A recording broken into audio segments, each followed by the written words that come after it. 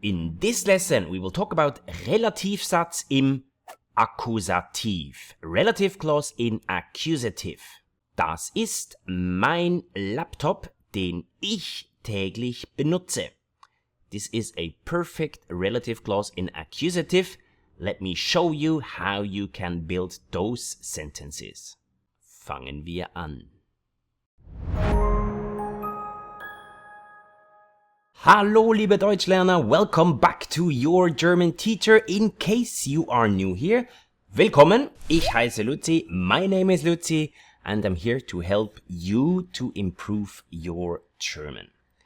Relativsatz im Akkusativ. Now, before we start, very important, if you haven't seen my first video about relative clause in nominative, then I suggest watch this video first. Because there I'm gonna explain the whole concept of a relative clause, which is important to know when it comes to relative clauses in accusative, dative, and genitive. So these basics you need to have, you need to understand if you want to make relative clauses in all different cases. So if you haven't seen it, then watch this card on top of me. There you can find all information about Relativsatz im Nominativ. Now, back to Relativsatz im Akkusativ. Wir fangen an mit dem Relativpronomen. And as you know from my last video, the relative pronouns in nominative are actually the same, exactly the same as the definite articles. How about accusative? Good news, it's also exactly the same. So what do you have to do? You just take the definite articles in accusative. Remember, there's only one change in accusative, it's masculine, changes to den. So how about the relative pronouns? Maskulin becomes den, feminin die, Neutrum das und Plural die. So again, exactly the same as the definite articles in Akkusativ. Machen wir ein paar Beispiele. Wir fangen an mit maskulin. Maskulin, das ist der Mann, ich kenne ihn gut. Das ist der Mann, ich kenne ihn gut. Two main clauses. Now we want to make one sentence. Becomes, das ist der Mann, den ich gut kenne. This is the man who I know well. Now again, you know already, den is the Relativpronomen and it takes the information of the word it describes more in detail. In this case, it's a nomen, it's a noun. So again, the relative pronoun has to have the same gender, which is masculine in this case, and number, which is singular in this case, to match the noun which is describing. So again, gender and number, in this case masculine and singular, has to be the same. And now you say, Luzi, but what about the case? How you figure out which case you have to use? Let me show you this. Okay, we have the same sentence. Das ist der Mann, den ich gut kenne.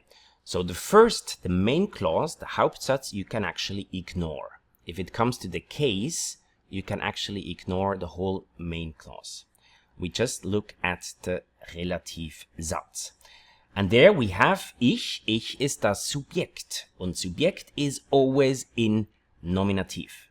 Always. Subject is always in nominative. Then we have a verb, which is kennen, and kennen requires accusative. Therefore, the object, which is in this case a relative pronoun, has to be in accusative.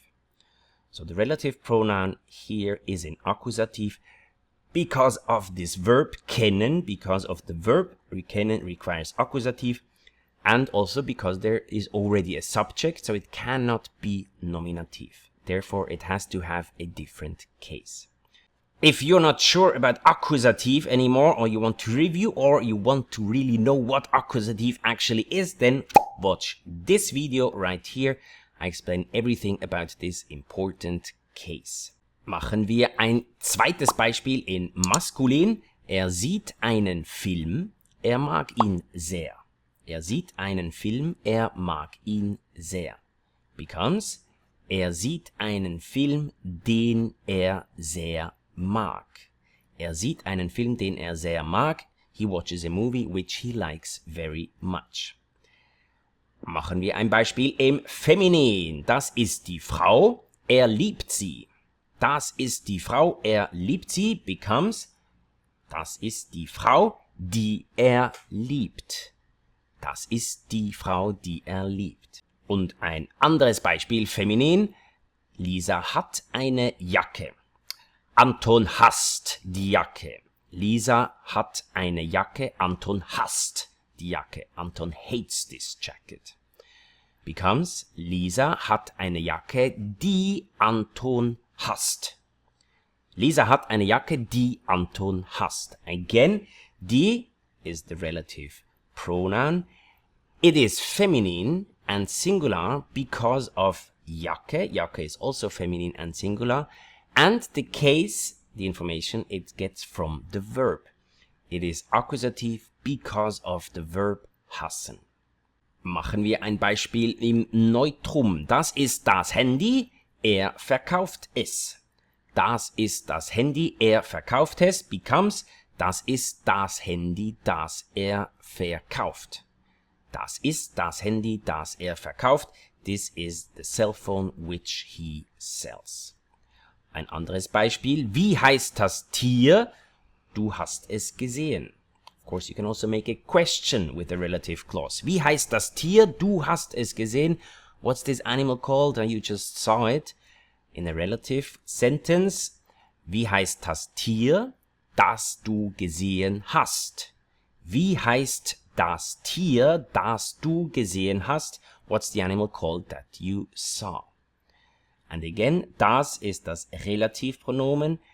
It's neutrum and singular because of Tier. And it's accusative because of the main verb here, which is sehen. And sehen is plus accusative. So you see here, it's always because of the verb, which gives you the case. But, of course, accusative can also be according to a preposition. And some examples about preposition just later in my bonus tip. Machen wir noch zwei Beispiele im Plural. Das sind die Leute, sie trifft sie gern.